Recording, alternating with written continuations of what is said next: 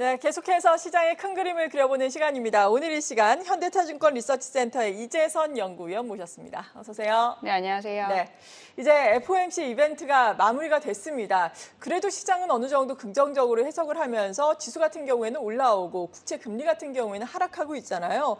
FOMC가 마무리가 됐는데 점도표에서는 올해 1회 인하가 예상되고 있지만 그래도 또 시장에서는 9월 인하 가능성을 지금 상당히 높게 보고 있더라고요. 네, 일시적으로 저희가 인플레이션 지표가 이제 시장 금리 인하 가능성을 조금 높게 만들어주는 요소로 좀 작용을 해주고 있는 것 같고요. 다만 이제 제 생각은 이제 연준의 점도표와 조금 일치를 하고 있습니다. 그래서 연내 2회 미만 보험성 금리 인하 가능성이 저는 좀 무게를 두고 있는 상황이고요. 시점 자체 같은 경우도 보자면 3분기 초라든지 이제 중순보다는 그 이유가 되지 않을까라고 생각을 하고 있습니다. 대다수의 그 연준 위원들 좀 보자면요, 스탠스 자체가 연내 보험성 금리 인하 횟수라든지 3월 대비해서 좀 보수적으로 많이 제시를 하고 있었었고요. 이번 6월 FOMC 회의에서도 보자면은 연내 2회 인하 가능성을 한 8명, 1회가 7명 위원들이 좀 지지를 했는데 이 금리 인하 가능성을 반영하지 않는 소수 위원들도 한 4명 정도 됐습니다.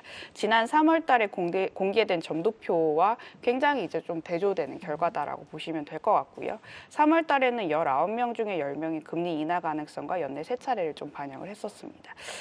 성장률과 실업률 전망치는 비슷한데 다만 이제 저희가 물가 기조를 조금씩은 더 확인해야 되는 데이터들이 많이 남아있는 상황이라서 연준이 여전히 이제 3분기 중에도 신중한 태도를 좀 보이지 않을까라고 생각을 하고 있고요. 저는 무엇보다 이제 소비자들의 그 생각 자체가 중요할 것 같은데 기대 인플레이션이 추세적으로 조금 하락을 하는지에 대해서 연준이 예의주시하지 않을까 3분기 중에는 그렇게 생각을 하고 있습니다. 저희가 5월 달에 확인한 미시건대 소비자 기대 심리지수 중에서 단기 기대 인플레이션은 지금 한 3% 초반대 수준까지 떨어져 있는데요. 과거 이제 경험상 물가 안정을 이제 좀 도모를 할 수 있는 구간 내지는 그 임계점을 좀 찾아보면요, 대략적으로 2% 중반대까지는 저희가 조금 수렴을 해야 되는 상황이라서 이 데이터가 확인되지 않는 이상은 제가 봤을 때 연준의 그 스탠스의 기조 변화는 사실상 그리 쉽지만은 않다. 좀 결론을 지을 수 있을 것 같아요. 네, 이번에 오히려 FOMC 결과 점도표가 나오면서 연준의 연내 1회 정도 금리 인하를 하겠다 이런 스탠스와 시장의 기대가 또다시 벌어진 것 같습니다. 시장은 일단 그래도 CPI가 예상치를 하회했는데 여기에 더 초점을 맞추고 있는 것 같고 간밤에 PPI도 예상을 하회하면서 여기에 긍정 회로에 오히려 더 힘을 싣고 있는 것 같은데 그 배경에 대해서 어떻게 생각하시는지 조금 더 구체적으로 말씀해 주신다면요. 네, 말씀해 주셨다시피 저희가 5월 달에 나온 고용 지표는 다소 조금 혼재된 흐름을 보였지만 최근에 이제 CPI라든지 PPI 지표가 이제 시장 예상치 대비해서 조금 물가 하락 속도에 진전이 있다라는 평가를 받게 되면서 금리가 일정 부분 좀 하락을 했는데요. 근데 저희가 지금 단기적으로 5월 달에는 일단은 긍정적인 그 지표를 확인을 했지만 6월 달, 7월 달에 접어들어서는 사실 또 알 수 없는 결과치를 저희가 받아들일 가능성이 높기 때문에 2, 3개월 사이에서의 그 추세적인 완만한 하락세 흐름을 관찰하지 않는 이상은 연준의 그 정책에 대한 그 스탠스 변화는 그렇게 크지 않다라고 생각을 하고 있고요.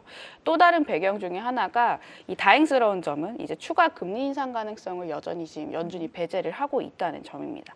파월 의장 자체도 굉장히 좀 강경한 톤으로 해당 그 논제에 대해서 얘기를 했었고요. 그 어느 위원도 금리 인상을 기본 시나리오로 보지 않는다라고 언급을 했고 이게 조금 시장의 안도감을 제공을 해주는 결정적인 역할로 작용을 하지 않았나라고 생각을 하고 있습니다. 매보다는 조금 비둘기에 가까웠다라고 좀 평가를 받고 있는 중이고요. 5월보다는 다소 조금 중립적인 입장이었기 때문에 이게 또 이제 금리의 또 하방 압력으로 좀 작용을 해주는 결정적인 재료였다라고 좀 생각을 하고 있고요. 네, 그렇다면은 이러한 미국의 피벗에 대한 예상을 바탕으로 국내 한국은행의 선택은 어떨 것으로 보고 계신지 궁금하거든요. 네, 마찬가지로 이제 우리나라도 연내 보험성 금리 인하 가능성은 높다라고 생각은 하고 있지만요. 다만 시점 자체는 조금 아직까지는 좀 신중할 수밖에 없다. 연준의 저희가 금리 인하 시점이 보다 좀 명확해지는 구간 내에서 저희가 좀 안도감을 가지고 그 금리 인하 시점을 좀 잣대를 바라볼 수 있을 것 같은데요. 아직 그런 상황이 아니어서요. 근데 일단 시장 같은 경우를 보자면 올해 4분기에 기준금리 1회 인하를 최소 조금 보고 있는 상황이고 2025년에는 대략적으로 한 2회 정도 이제 이제 인하하겠다라고 지금 예상이 되어 있는 상황입니다. 우리나라 경기 같은 경우는 수출과 내수의 지표의 그 온도차가 아직까지는 조금 벌어져 있는 상황이어서요. 이 수출의 열기가 내수로 빠르게 확산되기는 조금 어려운 상황이고 또 인플레 상방 리스크에 대한 경계심이 늦추기 어려운 환경이기 때문에 이 수출과 내수의 차별화로 인한 그 통화 정책의 운식에 대한 폭이 그렇게 넓지만은 않은 상황입니다.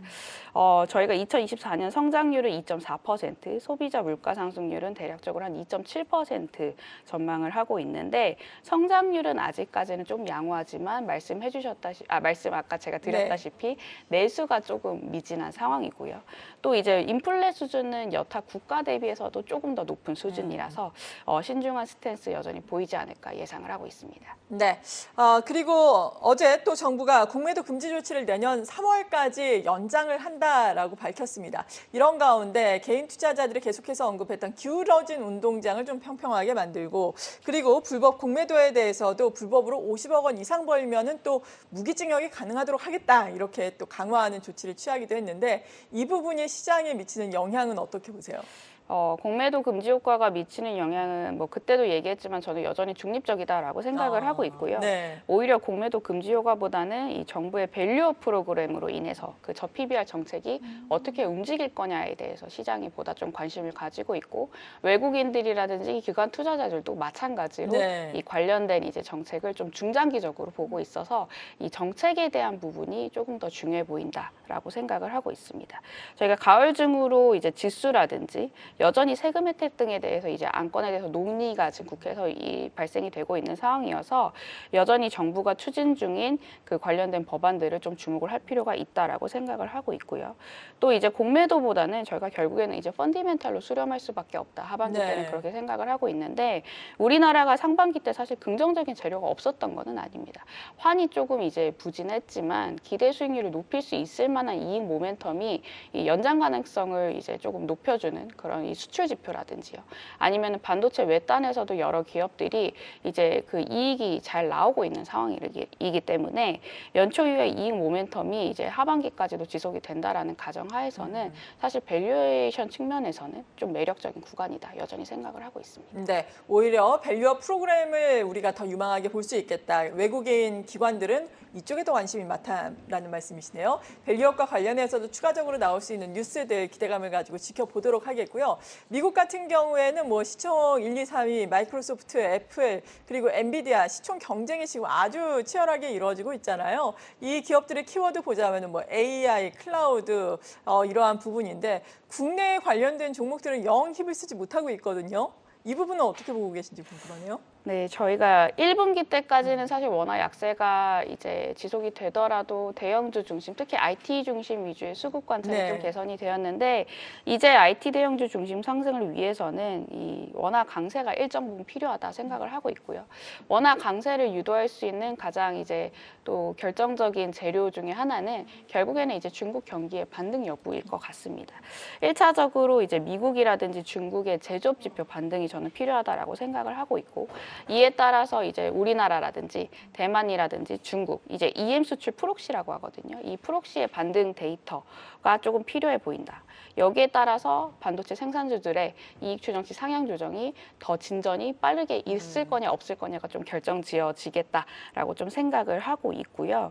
물론 이제 높아지는 상품 소비 수요 여전히 하반기로 갈수록 저는 이어질 거다라고 생각을 하지만요. 아직까지 이제 저희가 환을 움직일 수 있는 재료가 보다 많지 않기 때문에 지금 조금 디커플링이 되고 있지 않은가라고 개인적으로 생각을 해보고 있고요. 그래서 앞서 언급을 했던 전제 조건 하에서는 삼성전자의 시총 영향력이 이익 대비해서도 아직까지는 조금 높은 상황인데 이게 역전이 되는 구간 내에서 외국인 수급이 좀 추가적으로 들어올 거다라고 생각을 하고 있고 그래서 뭐 길게 보자면 사실 저는 긍정적이다라고 여전히 생각을 하고 있습니다. 네, 길게 보면 반도체 여전히 긍정적이다라고 말씀해 주셨습니다. 이런 가운데 환율, 원화 가치의 동향이 상당히 중요한 키팩터가 될 것이다라는 말씀이었고 어느덧 6월 14일입니다. 6월도 중순에 접어들었는데 하반기는 어떻게 전략을 세우는 게 좋을까요? 네, 일단 6월 달만 짧게 놓고 보자면 네. 저희가 금리와 달러의 그 컨센서스 방향성을 알기에는 조금 데이터 지표들의 확신이 좀 부족한 상황이어서 아이디어 같은 경우는 실적 개선과 낙폭 과대주로 좀 잡아서 자동차와 음식료, 건설, 유틸리티까지가 순환매 관점에서 좀 좋아 보일 것 같고요. 하반기 길게 놓고 보자면은 아까 제가 말씀드렸다시피 저는 연말로 갈수록 수출 모멘텀이 다시금 조금 힘을 얻지 않을까라고 생각을 하고 있어서 결국에는 이제 반도체가 우리나라 상단을 끌어올릴 거다라고 생각을 하고 있고 3,000포인트 연내 여전히 가능하다라는 시나리오 전제 조건 깔고 있습니다. 네, 잘 알겠습니다. 현대차증권 리서치센터의 이재선 연구위원과 함께했습니다. 감사합니다. 감사합니다. 계속해서 다양한 경제 이슈를 알고 싶다면 구독과 좋아요, 알림 설정 부탁드립니다. AI 캐스터 권미정이었습니다.